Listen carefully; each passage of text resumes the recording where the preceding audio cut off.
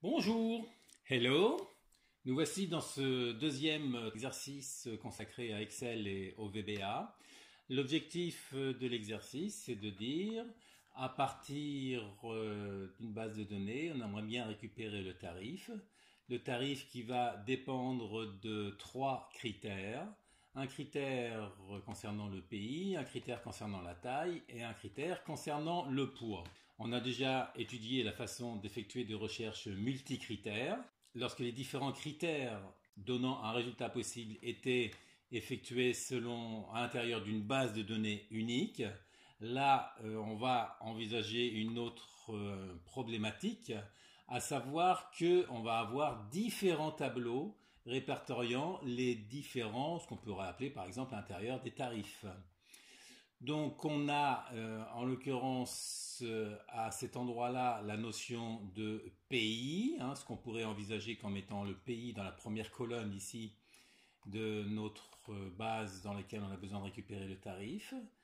Ensuite, la notion de taille, elle sera définie en ligne à droite du pays en question. Et il nous resterait la notion de poids pour lequel, bien là, ce serait en dessous du pays, donc en colonne.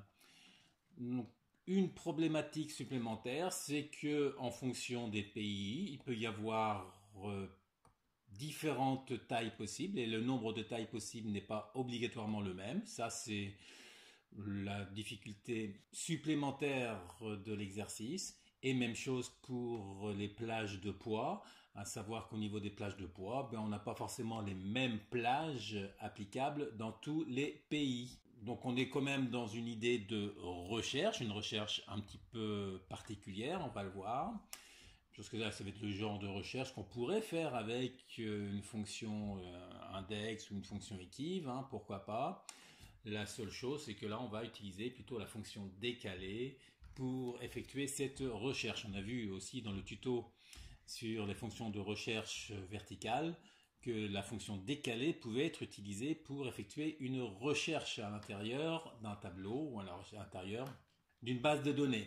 Ce que nous allons commencer par faire avant de s'engager sur l'exercice par lui-même, on va lui dire, notamment lorsqu'on a besoin de saisir les tailles, on avait vu ça dans un autre tuto consacré aux validations de données, ou plus exactement dans un tuto consacré aux listes déroulantes de dimensions variables. Hein, que ce qui serait bien, c'est qu'ici, on puisse avoir la liste des tailles qui correspondent au pays en question. Alors pour faire ça, hein, je vais faire ça rapidement parce que ça a été expliqué dans le cadre de l'autre tuto. Bon, je mettrai la liste des tutos utiles dans la description de celui-ci. Donc nous allons commencer en repérant bien que les pays sont orthographiés d'une certaine façon, sans espace, sans caractères spéciaux, ce qui va permettre d'utiliser le nom du pays à l'intérieur du nom de plage, en l'occurrence. Donc pour le pays 1 ici, la plage détail, elle est ici. Donc c'est ça que nous allons renommer. Donc je le renomme là-haut. Et je vais partir du principe que c'est la liste, par exemple, -bas P1. La liste des tailles pour le premier pays. Je valide et on va faire la même chose pour les autres. Donc je renomme L-bas P2. Alors je mets le -bas obligatoirement ici puisque le nom que j'utilise se terminant par un chiffre, la cellule LP2 ou cellule P2 existe en tant que cellule à l'intérieur de la feuille de calcul. Donc pour éviter les incohérences entre nom de cellule existante et nom de plage ou nom que l'on crée nous-mêmes, on rajoute un -bas pour être sûr qu'il n'y ait pas de confusion. Si à cet endroit-là, je mets directement LP2 sans espace, il ne va pas me renommer la plage, mais il va se diriger vers la cellule LP2, ce que je ne veux pas, évidemment. Donc je reviens sur la cellule A en faisant CTRL HOME, et nous allons faire donc la même chose pour les autres plages. Donc L-bas P3, je valide, et donc la dernière plage ici, L-bas P4, je valide. Et une fois qu'on a fait ça, pour avoir les listes déroulantes à l'intérieur de la colonne B, je vais sélectionner la colonne B en entier et dans Données, validation des données, on va sélectionner à partir d'une liste et la source, vous connaissez le principe si vous avez suivi les autres tutos, ça doit être égal à la fonction indirecte, entre parenthèses, entre guillemets, et je mets le début du nom par lui-même, L-bas, je ferme les guillemets et je concatène avec ce qu'il y a dans la cellule d'à côté. Donc, sachant que la cellule à côté ici, c'est la cellule B1 qui est active, donc je lui mets la cellule A1. Je retire les dollars parce que il faut que ça s'adapte à la position de la ligne sur laquelle on est. Et je ferme la parenthèse, je valide. La source est reconnue comme erronée, voulez-vous continuer parce qu'il ne connaît pas le nom LPI, tout simplement. Donc là, je force, je dis oui, je continue et je regarde ce que ça donne. On a bien la liste pour le premier pays. J'avais renommé T1, 1, T1, 2, T1, 3. Ici, on devra avoir des TE2, TE1, TE2, TE3, etc. Donc là, le premier objectif est atteint. Si je change un pays ici, P4, évidemment, il faut penser à mettre autre chose à cet endroit-là pour avoir une taille qui corresponde au pays 4. J'annule ce que je viens de faire. Voilà pour la première partie. Et donc, maintenant, il s'agit de trouver le tarif qui correspond au pays, à la taille, au poids. La difficulté que l'on va rencontrer, c'est de savoir dans quelle colonne se trouve le tarif qui nous intéresse, la colonne dépendant donc du pays et de la taille. Et ensuite, dans quelle ligne se trouve le tarif.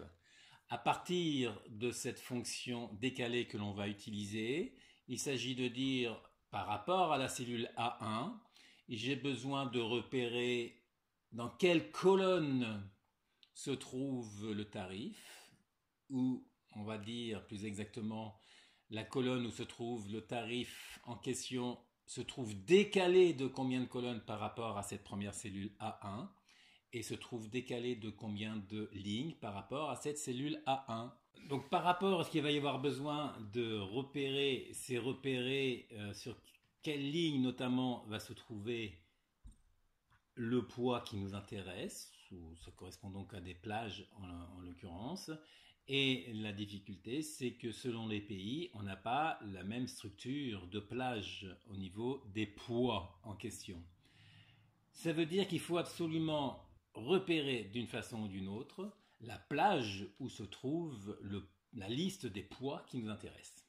On pourrait probablement envisager d'avoir la solution sous la forme d'une autre fonction décalée, mais la solution que je vais choisir, c'est d'utiliser des fonctions VBA pour déterminer à la fois la plage où se trouve la liste des poids du pays recherché et la liste des tailles du pays recherché. On va donc aller en VBA, Alt F11. Je vais dans le projet qui s'appelle ici tp2.xlsm, ajouter, insérer un module, toujours option explicite qui se met là-haut pour nous obliger à déclarer les variables.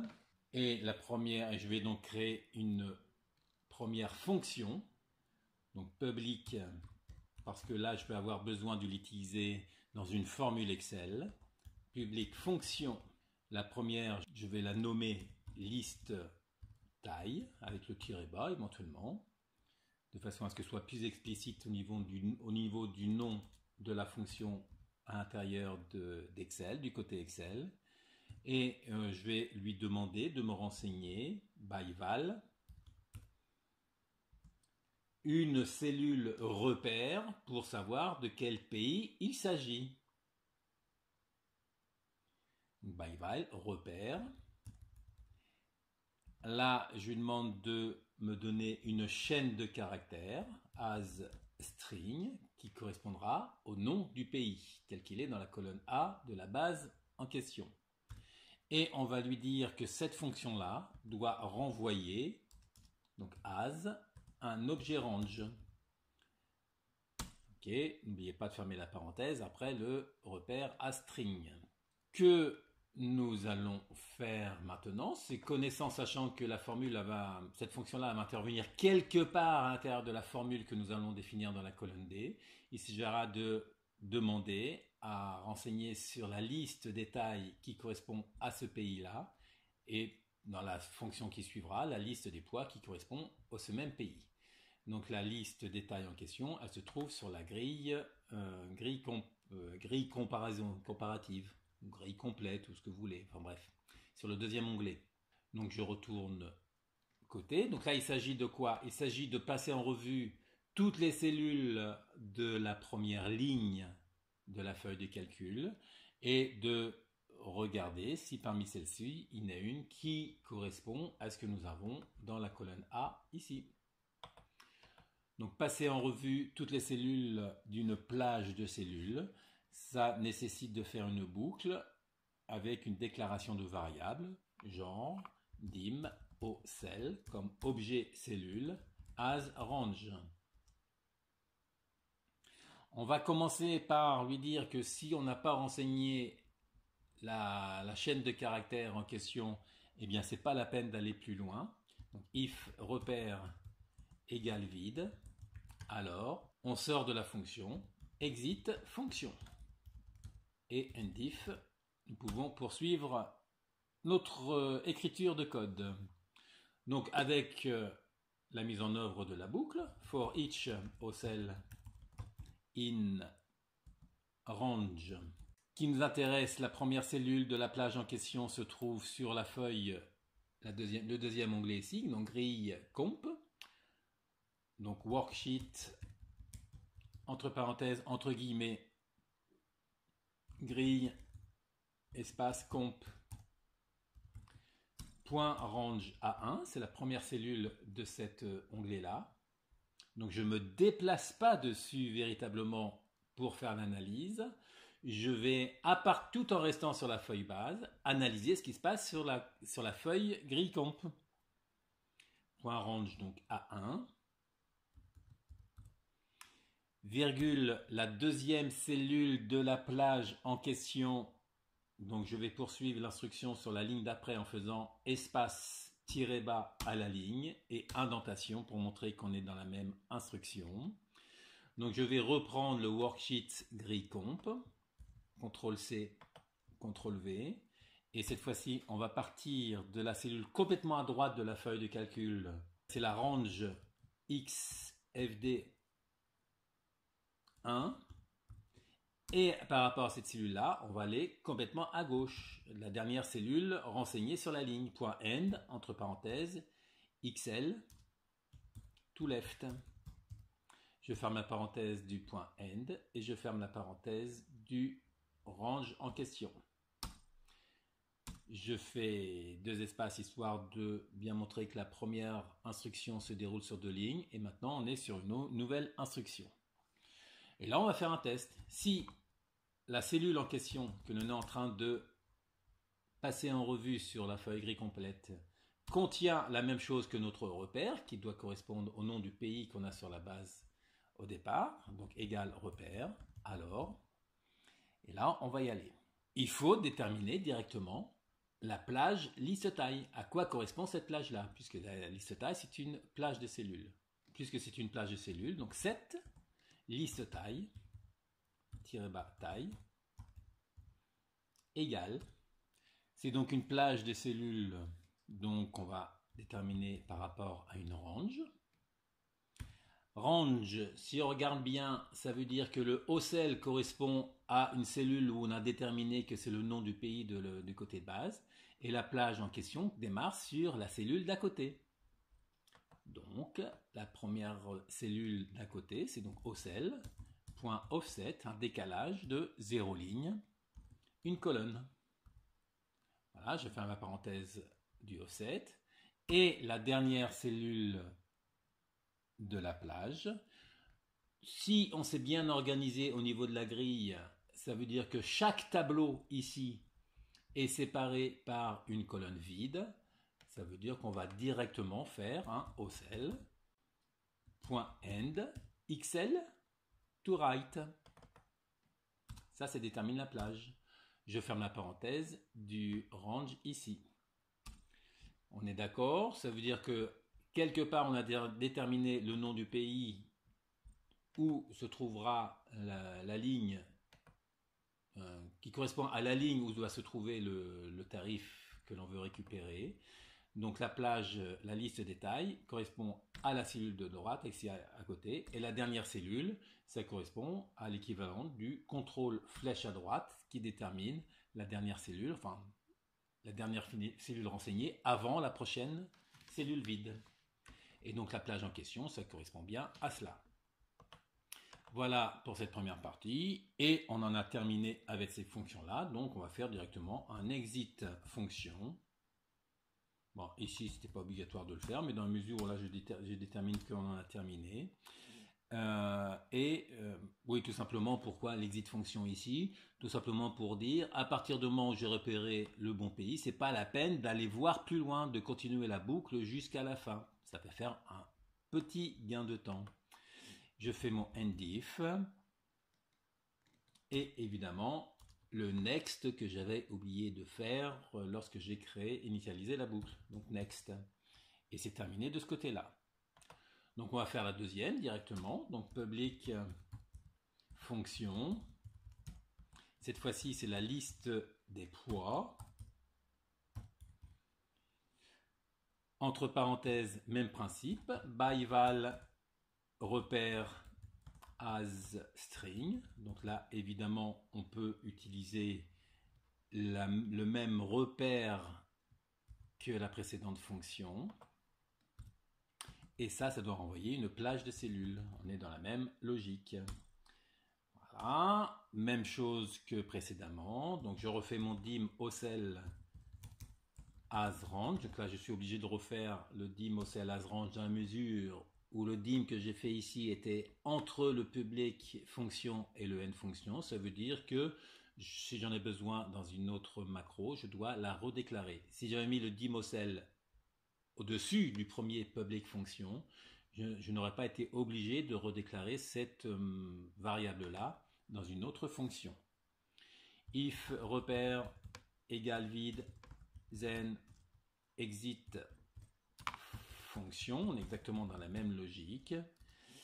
Endif, et ensuite donc exactement le même type de boucle que ce que j'avais là-haut. Donc ça veut dire que je vais reprendre ça, un copier-coller rapide ici qui consiste en une sélection cliquer glisser avec CTRL appuyé, et cette fois-ci donc je vais commencer par refermer la boucle ici avec le next, et en attendant on va même pratiquement la même chose que ce qu'on avait tout à l'heure, hein. If ocel égale repère, then cette liste poids cette fois-ci. Donc là, je ne mets pas la majuscule parce que c'est lui qui doit me le mettre en considérant ce que j'ai mis au moment de la déclaration de la fonction là-haut. Donc liste poids égale range entre parenthèses. Et bien cette fois-ci, il faut aller vers le bas. Donc ocel.offset 1, 0. Donc 1 décalage de une cellule vers le bas et 0 cellule en termes de colonne, virgule. Et la dernière cellule, c'est donc ocel.end, entre parenthèses, xldown. Je vais faire mes deux parenthèses, la première parenthèse du end et la deuxième parenthèse du range. Et on en a terminé. Donc, exit fonction, pour la même raison que tout à l'heure, endif. Voilà, les fonctions sont créées. Je vais aller enregistrer sous ce document-là. Donc je mets dans le dossier qui va bien. Évidemment, on pense, si ce n'a pas été fait, à le mettre en classeur Excel prenant en charge les macros, dans la mesure où les fonctions que l'on a créées en VBA, c'est considéré comme des macros. Et je vais l'appeler TP2 final, de façon à ce que vous puissiez le récupérer si vous avez envie d'avoir tout l'exercice finalisé. Je sauvegarde ça. Et maintenant, nous allons donc aller faire nos formules côté base. Donc formule, on a dit au départ qu'on était sous une logique de fonction plutôt fonction décalée. Donc la fonction décalée se trouve dans la rubrique recherche et référence, puisqu'il s'agit d'une matrice. Référence, c'est la notion de matrice. Donc décalée. Décalée à partir de quelle cellule? À partir de l'autre onglet, la première cellule, A1. Et pour toutes les colonnes, pour toutes les cellules où doit apparaître cette formule-là, ce sera toujours cette même cellule repère de départ, A1, qu'il faudra prendre en compte. Donc on le verrouille avec la touche F4.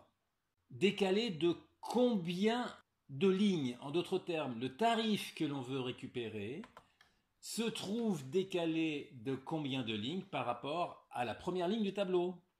Le nombre de lignes en question est à analyser en fonction du poids. C'est la position relative du poids ici dans la liste des poids du pays en question. Position relative d'une information à l'intérieur d'une liste. Évidemment, on pense à la fonction équive. La valeur cherchée, c'est donc le poids qui nous intéresse ici. Cette fois-ci, on ne met pas de dollars parce que ça varie en fonction de l'endroit où on fait la formule. Je vais tout de suite mettre le type.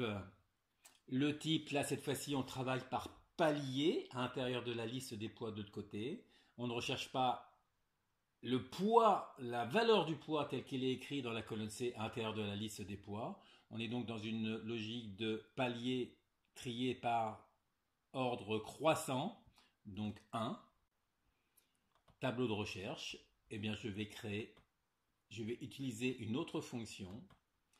Et dans la liste des fonctions, je vais utiliser une fonction personnalisée, puisque c'est la fonction que j'ai utilisée, que j'ai créée, et qui s'appelle donc liste des poids. Liste des poids ici. Et le repère en question, c'est le pays pour lequel j'ai besoin de récupérer le tarif. Donc le pays qui se trouve ici.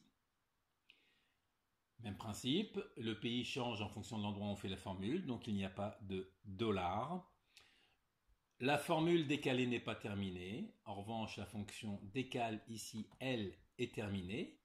Mais la fonction décalée n'est pas terminée. Je dois dire de combien de colonnes on est décalé. Le nombre de colonnes de décalage est décomposé en deux parties. D'une part, à quelle position se trouve le pays à l'intérieur de grille complète. Et par rapport à ce pays-là, à l'intérieur de la liste des tailles du pays en question, à quelle position se trouve la taille que j'ai choisie. Donc on va additionner deux fonctions équives. Donc on démarre par la position du pays dans la liste de grille complète, donc position relative du pays, fonction équive. La valeur cherchée, c'est toujours ce pays-là. Tableau de recherche, on va être dans la grille complète, et là on ne va pas s'embêter, on lui montre la ligne complète, et ce sera toujours sur cette ligne-là qu'on a une chance de trouver le pays en question, donc F4, type 0. La fonction décalée n'est toujours pas terminée, donc je reviens dans la barre de formule sur la fonction décalée. Donc là je mets complètement à droite ici, je m'assure qu'on est complètement à droite avec la touche vers la droite, de façon à ce qu'il n'y ait pas de confusion. Si vous avez un doute, on peut se mettre en grand ici, et on voit qu'il n'y a rien à droite. Donc je refais entrer pour terminer, pour poursuivre l'écriture directement à partir de là. Et donc il faut additionner plus une seconde fonction équive. Cette fois-ci, ça va correspondre à l'endroit où se trouve la taille ici à l'intérieur de la liste des tailles du pays en question, donc B2. Et le tableau de recherche, c'est une autre fonction. Une fonction personnalisée toujours, et cette fois-ci c'est la liste des tailles. Voilà, et le repère, c'est toujours ce pays-là. Ce n'est toujours pas terminé au niveau de la fonction décalée. Pourquoi? Parce que les équives ici, comme on est en décalage, ça va se rajouter, puisqu'on est en décalage, ça veut dire qu'à chaque fois, on considère une position relative du pays plus la position relative du tarif par rapport à la cellule A1. Et ce qui va se passer, c'est que si on laisse la fonction telle qu'elle, il va y avoir un décalage d'une colonne supplémentaire.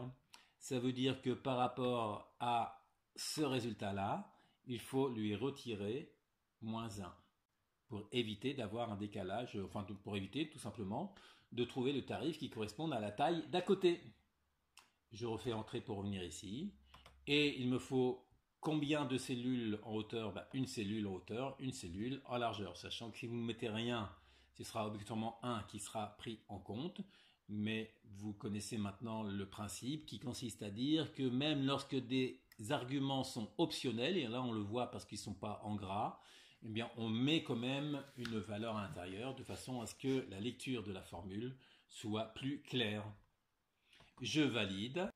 Donc là, on a récupéré le tarif. Alors, je sais que c'est le bon tarif, tout simplement parce que j'ai organisé ici pour moi la grille de façon à ce que chaque grille ici, par exemple PI2 taille 2, eh bien, le premier palier, c'est 2,12. Le premier 2 pour le pays, le dernier 2 pour la taille, et le chiffre, le premier chiffre donc des dizaines, c'est en fonction du palier dans lequel on se trouve. Donc voilà, donc 1, parce que là on est dans le premier palier, 50, c'est en dessous de 100. Voilà, et si je recopie ça vers le bas, on a récupéré tous les tarifs. Donc sachant que 900 ici, est-ce que c'est vraiment le 7e palier? Je vais vérifier ça donc pour PI3 taille 3. Taille 3, c'est bien la taille 3. Je vais vérifier celui-ci qui me paraît un peu étrange là, ici. Donc on va vérifier ça. Hein, PI3, taille 3, 6. PI3, taille 3, 6 n'existe pas. Taille 3, 6 n'existe pas. D'accord, ok, 3, 4. Je préfère ça. Donc là, effectivement, j'avais dû changer quelque chose à un moment donné. Donc là, ça me paraissait étrange. Donc effectivement, donc taille 3, ça va bien. PI3, le 3, ça va bien. Taille 4, le 4, ça va bien. En revanche, on va vérifier par rapport au palier. À 900 kg pour le PI3, est-ce que ça existe? Ça n'existe pas, les 900 kg. C'est donc le dernier palier. C'est au-delà de 600. 1, 2, 3, 4, 5, 6, 7. C'est donc dans le 7e palier, 3,74. Donc c'est bien cohérent. Si je mets voilà, je vais mettre 550 kg, on devrait se retrouver avec 3,64. Voilà, donc le résultat paraît cohérent a priori. Nous en avons donc terminé avec ce tuto exercice pratique. Profitez-en bien, n'hésitez pas à laisser vos commentaires, à poser des questions si vous en avez, à réclamer d'autres exemples d'exercices si vous avez des difficultés avec les vôtres. Et bon, on peut en profiter pour faire un tuto là-dessus. Ah ciao, bonsoir.